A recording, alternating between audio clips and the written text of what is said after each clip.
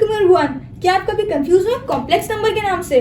Don't worry, आज की video में मैं आपको कॉम्प्लेक्स नंबर का कॉन्सेप्ट बहुत ही सिंपल वे में सिखाऊंगी। ये वो कॉन्सेप्ट है जो पहली नजर में तो मुश्किल लगता है, लेकिन एक बार समझ आ जाए तो पूरा मैथ इजी हो जाता है। तो चलिए स्टार्ट करते हैं। सबसे पहले मैं आपको कॉम्प्लेक्स की मीनिंग बताती हूँ। तो कॉम्प्लेक्स की मीनिंग होती है कंबाइंड, एक साथ। तो कॉम्प्लेक्स नंबर मीन्स दो ऐसे नंबर्स जो अलग अलग टाइप के हैं और एक साथ लिखे हुए हैं।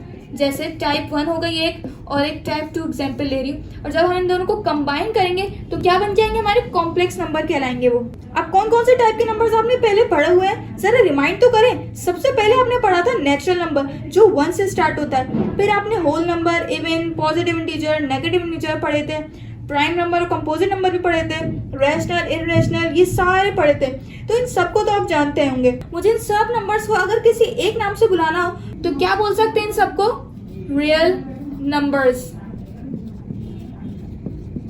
अब अगर इनमें से मैं कोई सा नंबर लिख दूं, आंसर हमारा रियल नंबर्स में ही आएगा, क्योंकि ये सब रियल नंबर में आते हैं। एक टाइप थी हमारी रियल नंबर्स की।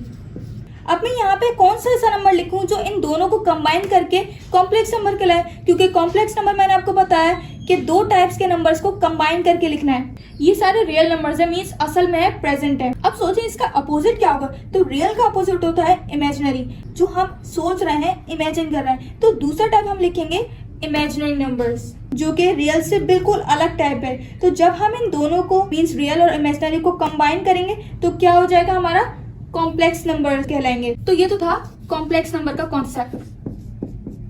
अब क्वेश्चन ये अराइज होता है कि इमेजिनरी नंबर्स कौन से होते हैं? तो इमेजिनरी नंबर्स में हम वो नंबर यूज करेंगे जो इससे पहले हमने ना यूज किया है रियल नंबर्स में। वो नंबर्स होते हैं रेडिकल के अंदर कोई भी नेगेटिव नंबर, जैसे -1 ले लेते हैं, -5 ले लेते हैं। ये सब रूट में ले रही हूँ मैं। तो आप खुद पता है, आपने रूट के अंदर नेगेटिव नंबर्स को यूज किया है? अगर आप कैलकुलेटर में अंडर रूट में नेगेटिव नंबर को लिखेंगे तो देखिएगा मैथ एरर लिखा हुआ आएगा। तो इसी प्रॉब्लम को सॉल्व करने के लिए साइंटिस्ट ने एक ऐसा नंबर निकाला, साइंटिस्ट ने एक ऐसा सिंबल निकाला जिसको कहते हैं आयोटा, और इसको हम डिनोट करते हैं आई से। मतलब आई जैसा सिंबल दिखने में होता है, इसी टाइप का सिंबल होता है। तो आयोटा हमारे इक्वल होता है √-1। तो अगर कोई नंबर नेगेटिव आ जाए रूट में तो हम आयोटा को ही यूज करते हुए माइनस को खत्म करेंगे और क्वेश्चन को सिंप्लीफाई करेंगे। अब क्वेश्चन में अंडर रूट आ जाए तो उसको सॉल्व कैसे करेंगे वो मैं आपको एक एग्जाम्पल करके दिखाती हूँ। फॉर एग्जाम्पल मैं नंबर ले लेती हूँ √-9। आप लोगों को √9 का तो आंसर पता होगा 3 होता है, लेकिन अगर माइनस आ जाए तो वो कैसे करेंगे? अगर आप ये वैल्यू कैलकुलेटर में लिखेंगे, ये पूरी वैल्यू, तो आपको मैथ एरर इशू होगा। तो आप इसको आयोटा में कन्वर्ट कैसे करेंगे? देखें, अगर मैं इसको ऐसे कर दूं √-1 × 9, क्या मैं ऐसे कर सकती हूँ? क्योंकि अगर हम इन दोनों को मल्टीप्लाई करें 9 × 1 9, और माइनस का है तो माइनस, तो इसी में कन्वर्ट हो जाएगा वापस। तो मैं इस तरीके से भी लिख सकती हूँ ना। अब क्या करेंगे? अब इन दोनों को हम सेपरेट कर देंगे, जैसे √-1 × √9, ऐसे भी लिख सकती हूँ मैं। अब क्या करेंगे? आपको मैंने अभी बताया कि आयोटा की क्या वैल्यू होती है? √-1। तो √-1 यहाँ लिखा हुआ है, तो अब मैं यहाँ लिख दूंगी आयोटा, और रेडिकल 9 क्या होता है? 3। तो आयोटा को × 3 किया हमने, 3 आयोटा बन के आ गया। तो ये हमारे √-9 का आंसर निकल के आ गया क्या? 3 आयोटा। तो मैंने आपको ये क्या सिखाया? Iota equals to √-1।